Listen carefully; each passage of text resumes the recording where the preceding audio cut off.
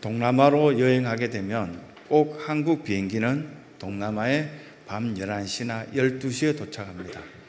그러다 보니 한국 사람들이 여기서 살던 습관대로 빨리빨리를 굉장히 강조했던가 봅니다. 선교지에 도착하여서 택시를 타자마자 택시기사가 제가 한국 사람인 줄 알고 떡 쳐보더니 빨리빨리 이렇게 이야기하더니 공항에서 어디 가자 소리도 안 했는데 차가 출발했습니다.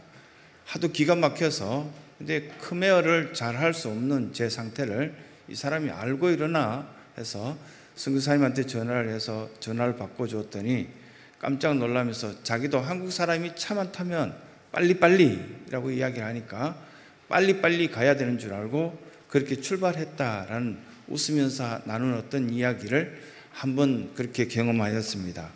이젠 빨리빨리 시대가 아닌 것 같습니다. 정확한 시대. 그리고 소수의 사람이지만 절대적인 어떤 신앙을 갖고 있는 그 사람들이 성전을 지키고 그 사람들로 인하여서 많은 일들을 해낼 수 있는 그런 시대가 도래했다라고 보는 것이 맞을 것 같습니다. 로댕의 생각하는 사람이란 작품에 그 생각하는 사람은 헤라클레스를 의미한답니다. 헤라클레스의 그 우람한 근육, 그리고 또한 진한 눈썹, 그리고 완벽한 어떤 외모를 다 갖췄지만 지옥 문 앞에서 지금 고민하고 있습니다. 과연 내가 어떤 것을 선택해야 될까? 지금 이런 어떤 순간에 지옥 문 앞에서 지금 이 시간에 이렇게 고민한다고 될 일인가? 우리는 그것을 통해서 그 작품을 통해서 많은 것들을 생각하게 만듭니다. 단테의 신곡을 보고 이 로댕이 이 작품을 만들었다는 그런 어떤 이야기가 있습니다. 다윗은 오늘 우리에게 이런 어떤 모습들을 갖고 하나님은 나의 목자시니 내가 부족함이 없습니다. 자기의 절대적인 구원을 이렇게 감격하면서 하나님께서 자기를 사랑하셨던 것을 감격하는 어떤 찬양을 고백하는 내용들이 나와 있습니다. 이 모습들은 야곱도 창세기 48장 5절 말씀부터 쭉 보면 야곱이 자기가 태어날 때부터 나를 기르신 하나님이 바로 여호와십니다 라는 그런 고백들을 하고 있는 것을 볼 때 야곱이나 다윗이나 오늘 이 예배실에 앉아있는 여러분들이나 비슷한 고백을 하고 있구나라는 것을 알게 됩니다. 그렇다면 우리에게 이 시편 23편 말씀을 거의 모르는 사람이 없지 않습니까? 뭐 이렇게 우리 교회, 우리 신성교회에 속했다면은 시편 23편을 이제 우리가 이렇게 외면하고는 생활할 수 없습니다. 왜냐하면 이 강단에 글씨로 크게 히브리어로 써놓은 것이 바로 시편 23편이기 때문입니다. 이 시편 23편, 우리는 신성교회는 오직 하나님의 인도하심과 하나님의 이끄심에 따라서 우리는 살겠습니다. 그런 어떤 고백들을 하고 있다라고 보는 것이 맞을 것 같고요. 세 가지의 이 말씀 가운데 크게 나누어서 세 가지를 이야기하고 있습니다. 양들에게 공급하시는 하나님, 좋은 것 공급하신다, 그런 말씀을 첫 번째 하시고요. 부족함 없이 공급하신다 말씀하시고, 두 번째는 보호하신다, 막대기로 또 때로는 지팡이로 우리를 인도하고 계신다, 이런 어떤 위로의 말씀을 오늘 우리에게 힘들게 살아간 여러분들에게, 저에게 말씀하고 있는 것들을 보게 됩니다. 세 번째는 어떤 것도 주는 것도 좋겠지만 가장 제일 좋은 것은 내가 너와 함께 하겠다. 이건 예수님께서 제자들을 이리 가운데로 보내시겠다 말씀하시면서 내가 너와 함께 하겠다는 그런 약속의 말씀을 하시는 것을 볼 때 예수님이 동행하시는 것, 하나님이 함께하는 그것이 최고의 공급이고 최고의 좋은 것을 주시는구나라는 것을 깨닫게 되는 것입니다. 그러면 그 첫 번째 메시지 가운데 나의 목자에 되신 하나님은 내게 부족함이 없을 것을 공급하여 주신다. 부족함을 많이 느끼죠. 그런데 우리 그 부족함을 여러 가지로 생각해 보면 욕심 아니겠나라는 생각이 들기도 합니다. 지난주에 투표가 끝나고 난데 20대들이 인터넷에 글을 올렸습니다. 우리나라 국회의원들 공부 잘하는 것 몇 가지가 있습니다. 첫 번째, 수학은 전 세계 어떤 A입니다. A 플러스 성적을 받고 있는 것이 국회의원들 성적입니다. 그걸 읽어봤더니 국회의원들은 굉장히 이덕을 따지면서 따라다닌다. 그래서 수학 계산을 잘 하시는 것 같다. 그리고 그들은 표 계산을 잘하고 또 많은 어떤 사람들 앞에서 이 종교 저 종교 저 종교를 막 옮겨 다니면서 어쩔 수 없이 그런 어떤 표를 위해서 계산해서 살아가는 어떤 그들의 모습을 보면 수학은 틀림없이 A 플러스다. 근데 국어는 B인 것 같다. 이렇게 표현했더라고요.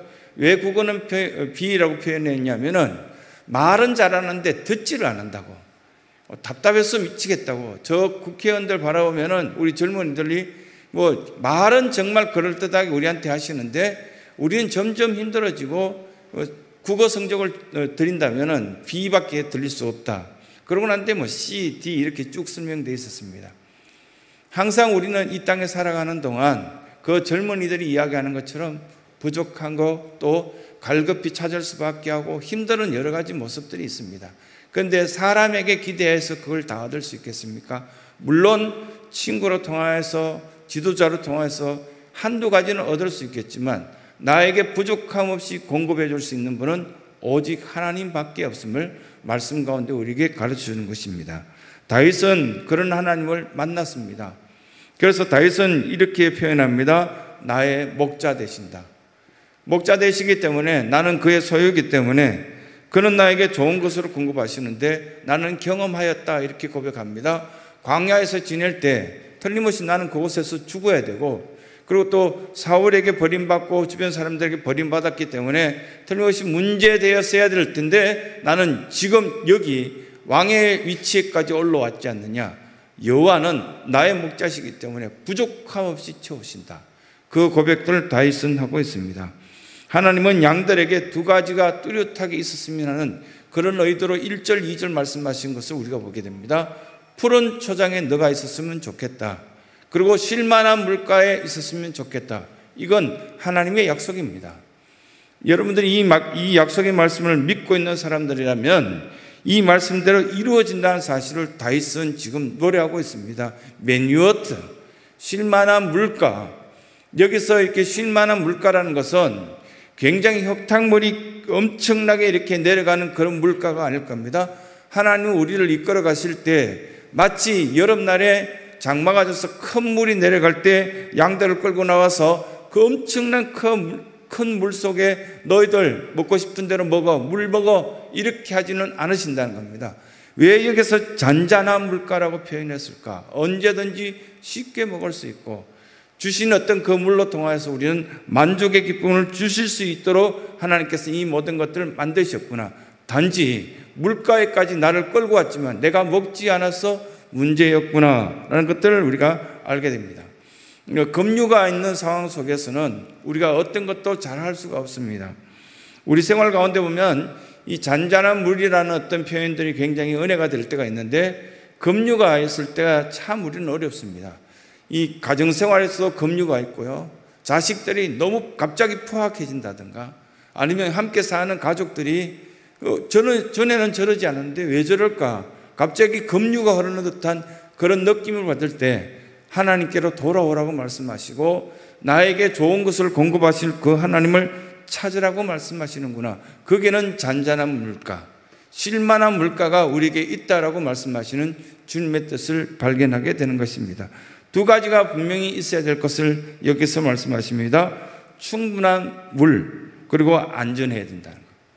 하나님께서 우리에게 여기서 공급에 대해서 이야기를 첫 번째 하시면서 우리에게 반드시 있어야 될 두 가지는 충분한 물과 그리고 또 안전이 보장되어야 된다. 만약에 물은 많은데 안전이 보장되지 못하면 그건 좋은 것도 아니거든요. 그리고 또 안전이 보장됐는데 충분한 물이 없다면 그것 또한 우리에게는 굉장히 갈증을 느끼고 괴로움이 되겠죠. 고아처럼 버림받거나 아니면은 선한 목자 없이 막 돌아다니는 우리에게는 이런 일들이 있을 수밖에 없다. 그래서 첫 번째 말씀하시는 것은 내게 부족함이 없는 것을 공급하여 주신 분은 바로 하나님이신 것을 기억하라는 말씀을 우리에게 주시는 것입니다. 두 번째는 사망의 음침한 골짜기를 다닐지라도 내가 두려워하지 않는다. 왜? 나는 보호함을 받기 때문이다. 이 4절의 말씀은 참 우리에게 많은 위안이 되는 메시지라 할 수 있겠습니다. 근데 사도 바울은 빌립보서 4장 11절에 이 말씀을 한 발 더 나가서 여러 가지로 표현한 것들을 보게 됩니다. 나는 일체에 자족하기를 배웠다. 그래서 13절 말씀해 보면 4장 13절에 가면은 사도 바울은 그렇게 이야기하죠. 내가 궁핍에 처할 줄도 알고 또 때로는 부유한 것에 처할 줄도 아는 일체의 비결이 있다. 그러면 오직 하나님의 그 보호하심을 사모하게 됩니다. 근데 우리가 하나님의 보호하심 그 이외의 것들을 사모하게 될 때는 어처구니 없는 결정을 하게 되죠. 간혹 시골 지방에 있는 청년들이 보면 저 이제 서울 가겠습니다. 서울 가면 뭐가 있냐? 그냥 무조건 떠나겠습니다. 그리고 집 나가버린 아이들이 있을 때 엄마들은 끊임없이 걱정하게 된다는 이야기를 간혹 듣습니다. 그와 똑같이 우리 신앙생활을 하면서 내가 하나님을 믿는 그것으로 자족할 줄 알고 그것에 의지할 줄 알고 그것에 따라 살 줄 알아야 되는데 내가 생각하는 다른 것을 뭔가 만들려고 한다면 거기에는 굉장히 위험천만할 가능성이 있다라는 말씀을 두 번째 우리에게 하시는 것입니다. 있지도 않을 일들을 많이 걱정합니다. 그래서 많은 젊은이들조차도 뭐 이렇게 20년, 30년 뒤에 우리는 절대 집을 살 수 없을 거야. 그래서 어떤 일이 있더라도 여기에 집을 사야 돼. 뭐 그렇게 노력하는 것들 보면 참 대견하기도 하지만 안타깝기도 합니다. 너무 많은 보험을 들거나 대부분에 보면은 물질도 잘못된 곳에 사용하거나 자족할 줄 모르는 우리들의 모습 때문에 참 어렵고 궁핍하지 않은가 그런 생각을 해봅니다. 일정한 물질의 양의 문제가 아니라 우리에게 이 말씀들을 가만히 들여다보면 여호와가 나의 목자시기 때문에 내가 부족함이 없는데 나는 정신적으로 영적으로 문제가 되면 항상 갈급해야 한다는 것을 우리는 알게 됩니다. 그러면 영적으로 우리 정신적으로 충만하기 위해서는 성령의 도우심과 성령 앞으로 나가서 그 성령의 이끄심에 따라 순복하며 살아가는 것들이 가장 올바를 것이다 말씀합니다. 이걸 무디 목사님은 이렇게 표현했습니다. 성도들이 이 성전에 올 때 은행에 온다고 가끔은 생각해야 된다. 저는 너무 엉뚱하다 생각했습니다. 그 책을 읽으면서 무디 목사님 정도 되면 이렇게 표현을 왜 하셨을까? 그런데 그 책을 쭉 끝까지 읽어보면 어떻게 표현했냐면 마치 우리가 은행에 가서 그 은행에 기도를 오늘 또 기도하고 내일 또 기도하고 한 달을 기도하고 1년을 기도했던 그 통장에 잔고가 있듯이 차곡 쌓아놓은 것이 있을 때는 올바른 것들 청구해서 청구서를 써서 저에게는 이만큼 필요합니다. 주세요 하면은 하나님이 주신다는 겁니다. 그런데 이 쌓아놓은 것도 없고 아무것도 없는데 하나님과의 관계도 올바르지 않아서 제게는 이런 돈이 필요합니다. 저에게 좀 빌려주세요 라고 은행장이신 하나님께 딱 내놓았을 때 도대체 넌 누구냐라는 이야기를 하게 된다는 겁니다. 무디 목사님이 우리에게 이런 말씀하시면서 자족할 줄 아냐? 믿음이 있느냐? 너가 하나님을 믿을 때 아버지라고 진정으로 믿느냐? 그렇게 된다면 진정으로 보호하심을 받게 된다. 이 말씀을 가르쳐주고 있게 되는 것을 보게 됩니다. 예수님 안에 있어야 됩니다. 우리가 하나님 앞에 필요할 때마다 하나님 앞에 찾아 나와서 뭔가 보증이 필요할 때 예수 그리스도의 이름으로 우리는 보증을 씁니다. 그런데 뭐 언제 이렇게 예수님과 함께 교제를 나눠봤어야 알죠. 뭐 이런 어떤 표현들을 하게 된다면 참으로 어렵지 않을까라는 어떤 생각이 들기도 하고요. 또 우리가 이런 어떤 보호하심을 받기 위해서는 나눠줄 줄 아는 풍성함이 우리 마음속에 있을 때 이 온전한 것들이 이루어진다라는 말씀을 우리에게 가르쳐 줍니다. 세 번째, 양들과 함께 하시는 하나님에 대해서 우리에게 말씀하십니다. 여러분들과 함께 하실 때 귀찮습니까? 귀찮다라고 말씀하신 분이 있습니다. 이 정도 되면 내가 하나님 없어도 좀 노력해서 그냥 열심히 살 수 있을 텐데, 그래서 하나님이 귀찮다라고 그렇게 여기는 분들이 간혹 있는 것 같습니다. 그런데 양들의 특징이 대관령의 청년들, 우리 교회 청년들하고 수련회 때문에 갔다가 거기 양을 이렇게 돌보는 분들한테 물어봤습니다. 양이 깨끗한 것도 아니고요, 가까이 보면 더럽고요, 두 번째는 양들이 순박하다라고 그렇게 생각하는데 이상하게도 고집이 세다고. 어느 정도 고집이 세냐면 여름에는 다 딱딱 붙어 앉아 있대요. 그리고 겨울에는 뚝뚝 떨어져 있대요. 그래서 반드시 목자가 필요하다고. 거기에 선한 목자가 저 멀리까지 볼 수 있고 그 양들의 다음 계절까지 준비해 줄 수 있는 목자가 필요하다는 것을 그분이 이야기하시면서 저 양들은 너무 건시안이기 때문에 반드시 목자가 필요합니다. 그런 어떤 이야기를 나누었을 때 많은 것들이 느껴졌습니다. 이 말씀 가운데 원수가 우리 눈앞에서 우리가 원수 앞에 있는데 이렇게 하나님이 갑자기 우리에게 찾아오셔서 너 앞에 상을 차려주시겠다, 너 머리 위에 기름 부어주겠다, 이 말씀을 지금 하고 있는데, 이게 과연 원수가 바로 앞에 있는데 이것들이 이루어질 수 있겠는가? 그런데 예수님께서 12제자를 이렇게 보내시면서 뭐라고 말씀하셨냐면은, 내가 이리 가운데 너희들을 보낼 때 내가 너와 함께 하겠다라는 말씀하십니다. 이렇게 어렵고 이렇게 힘든 어떤 시대 속에 예수님께서 함께 동행하신다면, 보호하신다면, 함께 동행하신다면 그 속에는 많은 것들이 이루어진다. 그런데 여기서 뭐라고 말씀하시냐면 소생케 된다라는 말씀을 우리에게 해주고 있습니다. 슈브라는 이 단어를 쓰시면서 사람들이 살아가다 보면 이렇게 망가지고 저렇게 망가지고 원치 않는 것들이 많이 보면은 그렇게 될 때가 참 많습니다. 그런데 이 말씀을 우리에게 해주시면서 다시 돌아오게 만들 수 있는 하나님의 손길이 우리 가운데 있다라는 말씀을 하십니다. 사망의 엄침한 골짜기, 엄침한 골짜기라는 것은 찰마웨트라는 단어를 여기서 쓰고 있는데, 찰이라는 단어는 첼이라고 이렇게 한 단어로 읽을 땐 읽습니다. 그건 어둠, 그림자를 이야기하고요. 이렇게 무트라는 것을 가끔 여러분들이 들어봤을 것입니다. 아마 방송실에서도 무트, 꺼버리다, 이런 어떤 단어로 쓸 때도 있을 것인데요. 이 무트라는 것은 엄침한 골짜기, 그런 어떤 상태가 좋지 않은 어떤 상태를 이야기하는데, 이 두 단어가 찰마웨트라는 단어가 합쳐질 때 거기서 보면은 우리는 사망의 엄침한 이 골짜기로 다닌다 할지라도 하나님이 나와 함께 한다면 그건 골짜기가 아니라 평지고 아주 행복한 길이 될 수 있다라는 말씀을 우리에게 해주십니다. 사랑하는 성도 여러분, 참 어렵지만 우리에게 이 세 가지를 뚜렷하게 이야기하십니다. 넌 도대체 누구와 함께 동행하느냐? 그리고 또 누구의 보호를 받고 있느냐? 그리고 또한 이 고통 속에서 우리가 어떤 분의 공급을 받고 있느냐? 다시금 우리에게 돌아보라 말씀하십니다.